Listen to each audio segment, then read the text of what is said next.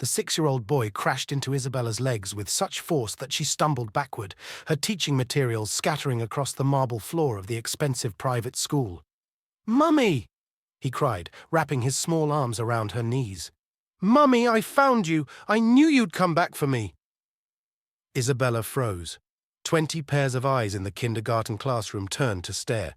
She had never seen this child before in her life. "Sweetheart, I'm not—" she began gently, trying to pry his fingers loose, but the boy only held tighter, his expensive uniform crumpling as he pressed his face against her modest skirt. "You are my mummy!" His voice rose to a wail that echoed through the hallways of Victoria Island's most elite school. "Don't leave me again!" Isabella's heart raced. This was her first day teaching at this prestigious school, a job she desperately needed to support her aunt's struggling family. Now this strange child was creating a scene that could end her employment before it even began. "David Adams!" The head teacher rushed in, her heels clicking sharply. "Release Miss Isabella immediately!" But David only sobbed harder, his small body shaking. Something deep inside Isabella stirred, a feeling she couldn't name. Her hands moved without her permission, gently stroking the boy's head. "It's okay," she whispered, surprising herself. "I'm here." The head teacher's eyes widened. "Miss Isabella, do you know this child?" "No, Isabella shook her head, confused by her own actions. "I've never seen him before." "Liar." David looked up, his tear-stained face fierce with 6-year-old determination. "You used to sing to me. You smell like flowers just like before." The classroom door burst open. A tall man in an Italian suit strode in, his presence commanding immediate silence. Isabella recognized him from the business magazines her aunt sometimes brought home. Gabriel Adams, tech mogul, one of the richest men in Lagos. His dark eyes locked onto Isabella, and something dangerous flashed across his face. "So," he said, his voice low and controlled, "you finally decided to show yourself." Isabella stepped back, still holding David. "Sir, there's been a misunderstanding. I'm just a teacher." "A teacher?" Gabriel's laugh was bitter. "Is that what you call yourself now, after abandoning your own son?" The room spun. Isabella's knees weakened. What? "No, you're mistaken. I don't have children. I've never—" "David is your biological son." Gabriel pulled out his phone, showing a document that made Isabella's blood run cold. A DNA test result. 99.9% match. "You gave birth to him 6 years ago and left him at Lagos General Hospital." "Ring any bells?" Isabella's mind raced. 6 years ago was nothing. A blank space where memories should be. She remembered waking up in her aunt's small flat in Festac, being told she'd been very sick, that her mother had died when she was young, that she needed to start fresh. I don't remember," she whispered. David pulled at her skirt. "Mummy has always in her head. That's why she forgot me. But I never forgot you, Mummy. I drew pictures every day." Gabriel's expression hardened. "You don't remember? How convenient." "It's true." Isabella's voice cracked. "I have no memories from before 6 years ago. My aunt said I was in an accident. Enough lies." Gabriel stepped forward, and Isabella instinctively pulled David closer. The gesture made Gabriel pause, his eyes narrowing. "You're coming with me. Now." "I'm not going anywhere with you." Isabella lifted her chin, though her hands trembled. "I have a class to teach." "Your class is cancelled." Gabriel turned to the head teacher. "Miss Isabella will be taking indefinite leave, effective immediately." "You can't do that." "I own this school," Gabriel said simply. "I can do whatever I want." Isabella's stomach dropped. This job was supposed to save her aunt's provision shop from closure. Without it— "Please," she whispered. "I need this job. My family—" "Your family?" Gabriel's voice turned ice cold. "What about David's family? What about the son you threw away?" David tugged at his father's jacket. "Daddy, don't be mean to Mummy. She's sick. She needs help to remember." For a moment, father and son stared at each other. Something passed between them, an understanding Isabella couldn't grasp. Gabriel's jaw tightened. "1 week. You have 1 week to remember, or I'll destroy everything you claim to care about." Isabella sat in Gabriel's black Mercedes, David wedged between them, chattering happily about his toys and teachers. Every word the boy spoke felt like a knife twisting in her chest. How could she have a son she didn't remember? "Where are we going?" she asked as they passed through Ikoyi's gated communities. "My house," Gabriel replied without looking at her. "We need to discuss your situation." "I told you. I don't remember." "DNA doesn't lie." He handed her a thick folder. Medical records, birth certificate, security footage of you leaving David at the hospital. Isabella's hands shook as she opened the folder. The birth certificate showed her name, her signature, but the handwriting looked wrong somehow. The security photo was grainy, showing a woman in a hospital gown placing a newborn in the nursery before stumbling away. "This woman," Isabella studied the image. "She looks like me, but—" "Mummy was hurt," David interrupted, pointing at the photo. "See, blood on her dress. Bad people hurt Mummy." Gabriel's grip on the steering wheel tightened. "What do you mean, David?" The boy's face scrunched up. "I dream about it sometimes. Mummy crying, red dress, someone pushing." Isabella's head exploded with pain. Images flashed, champagne glasses, laughter turning cruel, hands shoving her backward, falling. "Stop the car!" she gasped.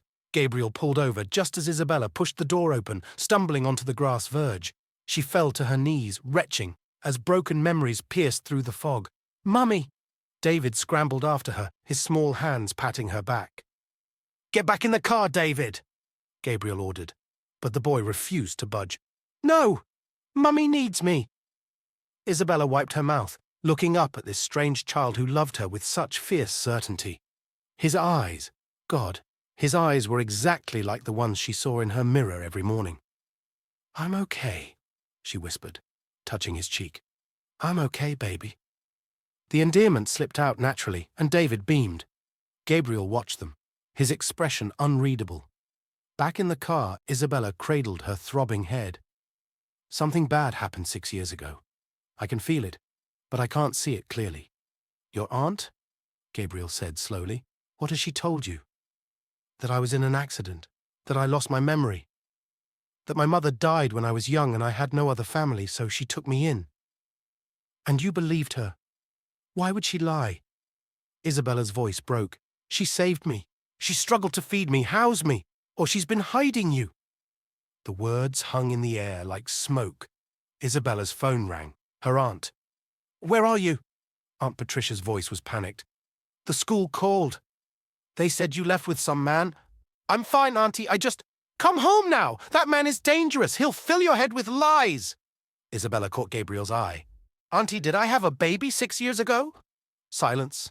"Auntie? Come home," her aunt whispered. "Please, Bella, before it's too late." The line went dead. "She knows something," Gabriel said. Isabella nodded slowly. Everything she thought she knew was crumbling. "Take me home. I need to talk to her." "No." Gabriel's voice was firm. "You're coming to my house first. There's something else you need to see." They drove through increasingly exclusive neighborhoods until they reached a mansion that took Isabella's breath away. As they pulled up, a woman emerged from the front door. Elegant, beautiful, wearing designer clothes that probably cost more than Isabella made in a year. "Gabriel," the woman purred. Then her eyes landed on Isabella. The color drained from her face. "Number it can't be." Isabella stepped out of the car, something about this woman triggering an instinct she couldn't name. "Do I know you?" The woman laughed, high and nervous. "Of course not. How could you? I'm Ruby Obi, Gabriel's friend." But David had gone very still, pressing against Isabella's leg. "Bad lady," he whispered. "Daddy, why is the bad lady here?" Ruby's perfect composure cracked. "Gabriel, we need to talk, privately." "No!" Gabriel's voice was steel. "Whatever you have to say, you can say in front of Isabella." Ruby's eyes darted between them, and Isabella saw something there. Fear. Guilt. "You're making a mistake," Ruby said softly. "Some things should stay buried, for everyone's sake." Then she looked directly at Isabella, and her next words made Isabella's blood turn to ice. "After all, the dead should stay dead, shouldn't they, sister?" "Sister?" Isabella's voice came out strangled. "What are you talking about?" Ruby's smile was sharp as broken glass. "Oh, did Auntie Patricia not mention that part? We grew up together, you and I. Best friends. Sisters in everything but blood. More pain shot through Isabella's skull. Images flickered. Two girls in school uniforms laughing. Birthday parties, sleepovers, a friendship that felt more like family. "You're lying," Isabella whispered, but her body remembered. The way Ruby stood, the tilt of her head, it was all familiar. "Am I?" Ruby stepped closer, and Isabella instinctively moved back, pulling David with her. "Tell me, Bella, do you remember your mother's factories?" "The Ada Industries empire? Or did your dear aunt conveniently forget to mention you were once the richest heiress in Lagos?" Gabriel grabbed Ruby's arm. "That's enough." "No!" Ruby yanked free. "She wants the truth. Let her have it. Yes, Isabella Ada, you were somebody until you decided to throw it all away for love." Isabella's legs trembled. Ada Industries, she'd seen that name on buildings, on products. "My mother, she owned everything," Ruby finished. "And it was all supposed to be yours, until that night." "What night?" Isabella pressed her palms against her temples, trying to force the memories through. "What happened to me?" David tugged at her dress. "Mummy, you're crying." She was. Tears streamed down her face as fragments emerged. A party, champagne that tasted wrong, stumbling, someone's hands on her. "The night you betrayed your fiancé," Ruby said sweetly. "Poor Anthony, finding you with another man. The scandal was devastating." "That's not what happened," Gabriel cut in, his voice dangerous. "Tell her the truth or I will." Ruby's composure finally cracked completely. "The truth?" "The truth is that Isabella had everything. Beauty, wealth, a perfect man who loved her. And she was going to leave me behind." "What?" "You were going to marry Anthony and move to America." Ruby's voice rose.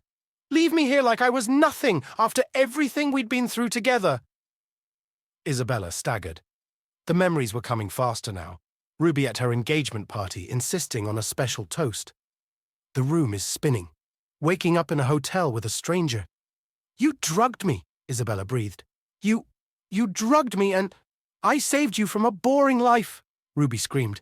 "Anthony was weak. He didn't deserve you. So you destroyed me instead." Gabriel stepped between them.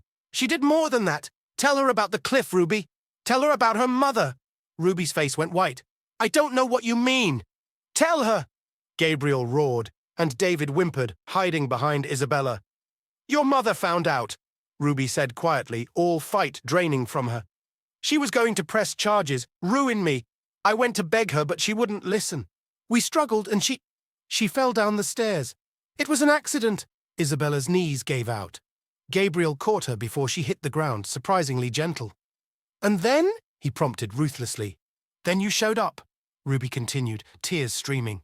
"You saw her body, started screaming. I panicked. You ran to your car, said you were going to the police. I followed you, tried to reason with you at the bridge. You were so upset, not watching where you were going." "You pushed me," Isabella said with sudden, terrible clarity. "You pushed me off Third Mainland Bridge." "You were pregnant," Ruby sobbed.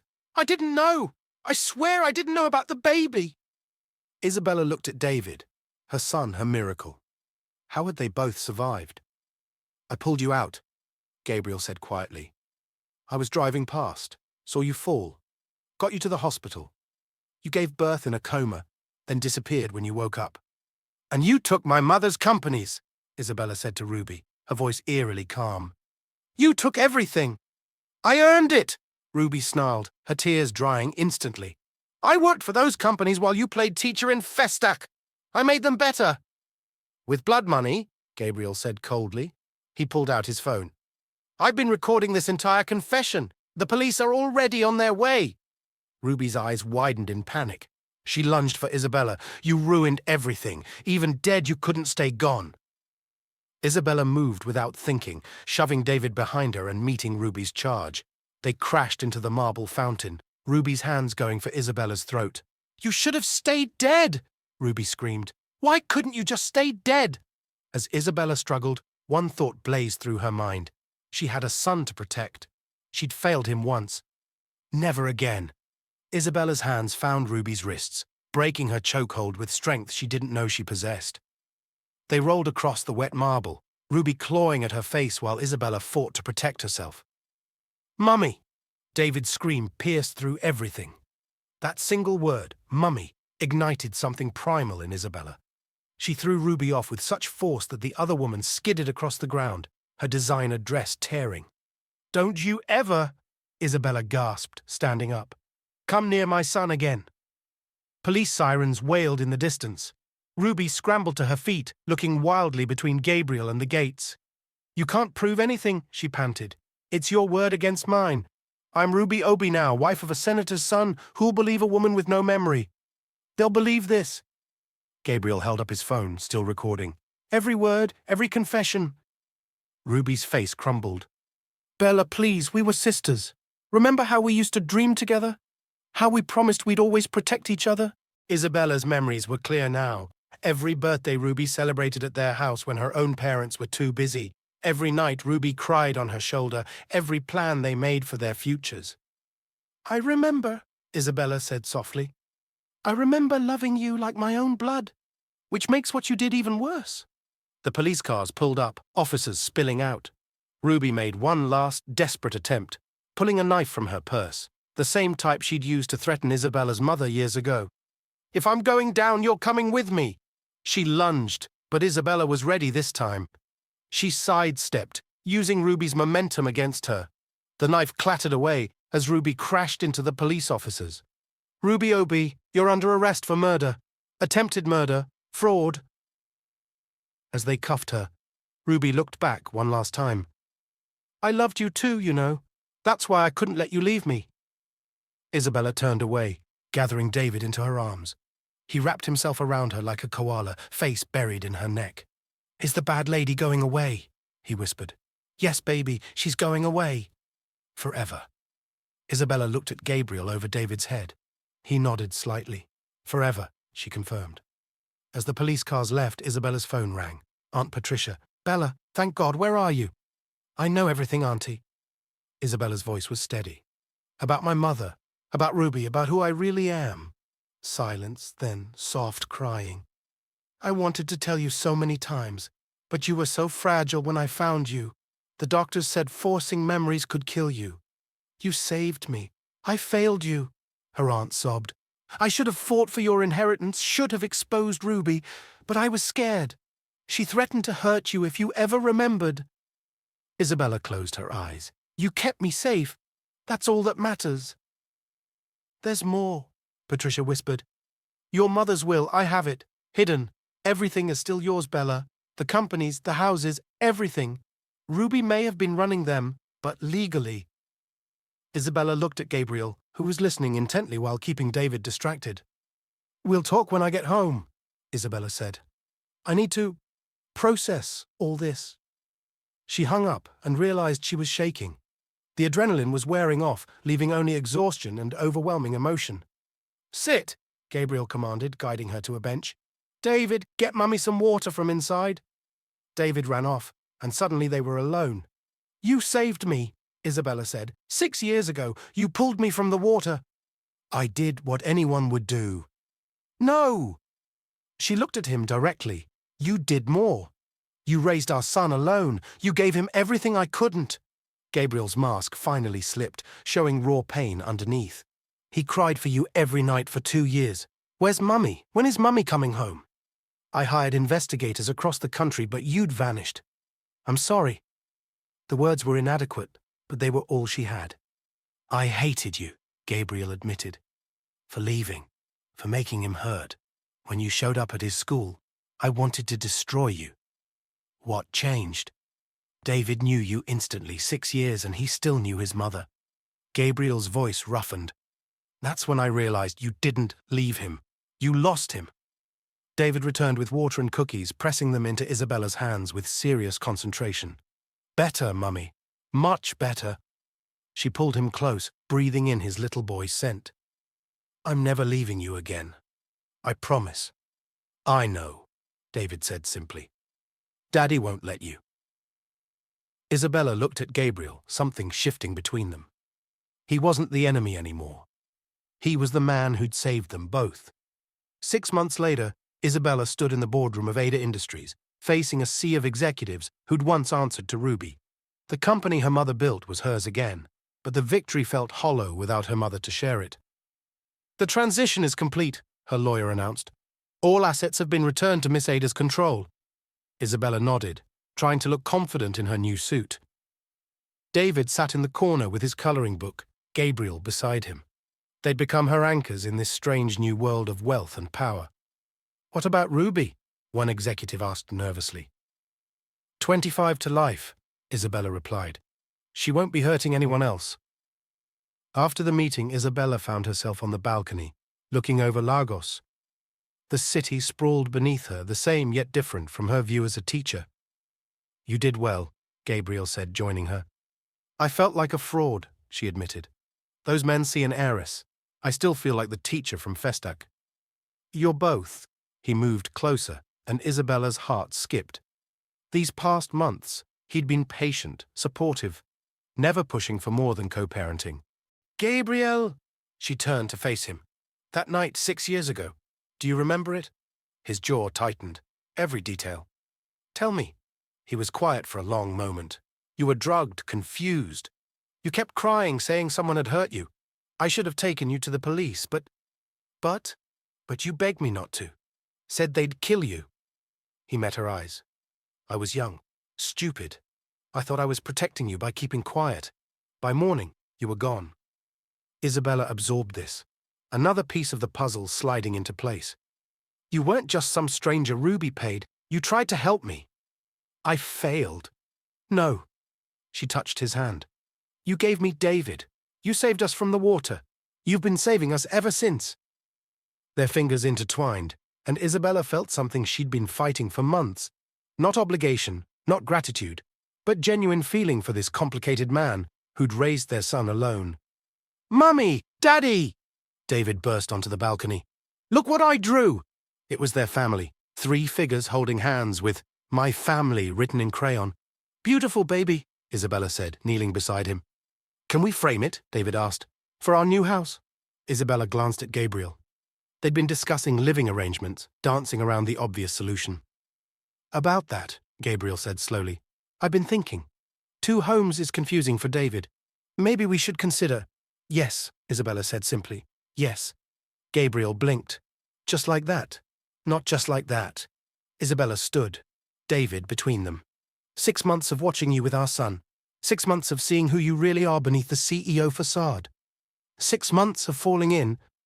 She stopped, heat flooding her cheeks. Say it, Gabriel urged, hope blazing in his eyes. Falling in love with you, she finished. Not because I have to, because I want to. David cheered, jumping between them. Does this mean we're a real family now? Can I tell my friends my parents are getting married? Slow down, buddy, Gabriel laughed, but his eyes never left Isabella's. Your mother and I need to talk about...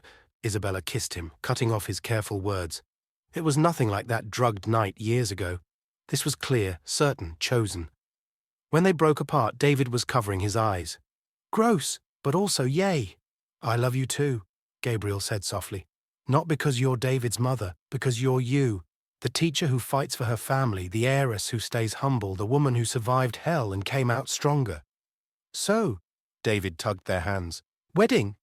Please. Isabella laughed, tears streaming. Yes, baby, a wedding. Later that evening, as they had dinner at Aunt Patricia's modest flat, Isabella insisted on visiting weekly. Her aunt pulled her aside. Your mother would be proud, Patricia said. You got justice without losing your heart. You found love without losing yourself. Isabella hugged her tight. Thank you for saving me when I couldn't save myself. That's what family does, Patricia said simply. As they drove home, to their home, David asleep in the back seat, Gabriel reached for Isabella's hand. No regrets? He asked. Isabella thought of all she'd lost and found, her memory, her mother's legacy, her son, unexpected love. The teacher from Festac was gone, but the woman she'd become was stronger. No regrets, she confirmed. Just gratitude. The Lagos night sparkled around them, full of promise. Isabella Ada had lost everything, including herself, but in finding her son, she'd found more than she'd ever dreamed possible. A love worth forgetting for, and a love worth remembering for. Home wasn't a place. It was David's laughter, Gabriel's steady presence, and the knowledge that some bonds couldn't be broken, not by betrayal, not by time, not even by forgotten memories. They were family. Nothing else mattered. Thank you for watching. Please subscribe, like, and comment at the comment section below.